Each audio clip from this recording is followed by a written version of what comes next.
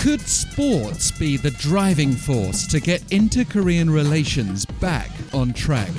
2018 was a big year for summits involving North, South Korea and the US, and you may recall that it all really ignited with senior North Korean officials attending the opening of the Winter Olympics in South Korea. And not only did the Koreas enter that ceremony under the Korean-Unification-Flag, but a united Korean team competed in women's ice hockey. And then, in August of 2018, we again saw the Koreas march together at the opening ceremony of the Asian Games in Indonesia, before competing together in 6 events, including women's basketball, men's and women's dragon boat racing, and men's and women's rowing events. Well, there's still a way to go before we see that flag waving again at a major sporting competition, but here's why there is some hope.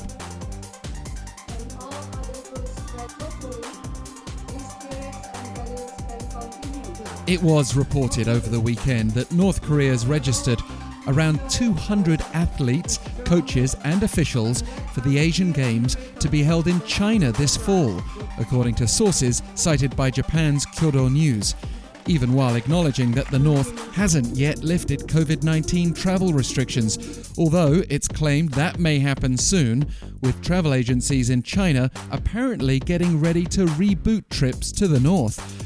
That's important because when North Korean athletes did return to international sports competition last month, that involved a pair of Japan-based competitors who went to China to compete in karate.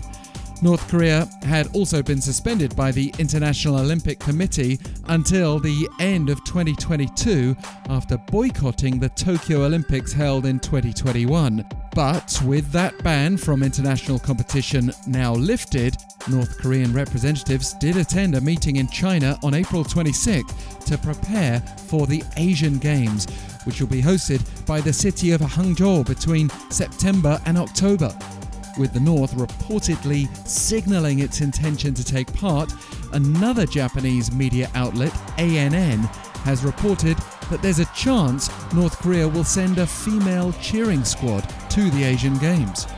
So, if that all comes to pass, there is at least the possibility of initiating a conversation around the Games, with both Koreas potentially set to be there at the same time, and the strong possibility of high-level North Korean officials being in attendance. Let's remind ourselves of the mood of North Korean participants last time around in 2018. 단일 경기에서도 국가남이 다녔던 힘을 힘있게 과시하길 바랍니다. 힘껏 하겠습니다. 힘껏 하겠습니다.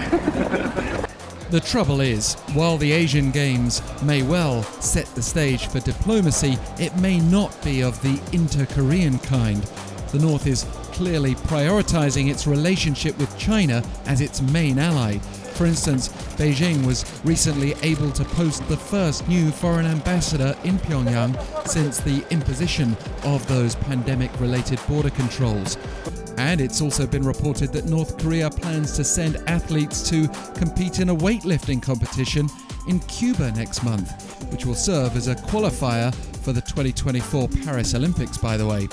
This move, if it takes place, may signal the North's intention to fully return to the global arena, as well as reaffirm the traditionally close ties that exist between Pyongyang and Havana. And this year's Asian Games may be overshadowed by another political issue, the involvement of Russia and Belarus, who have been invited to compete in Hangzhou despite neither country being a member of the Olympic Council of Asia. It paves the way for their involvement in the Paris Olympics too, but not necessarily for an inter-Korean breakthrough.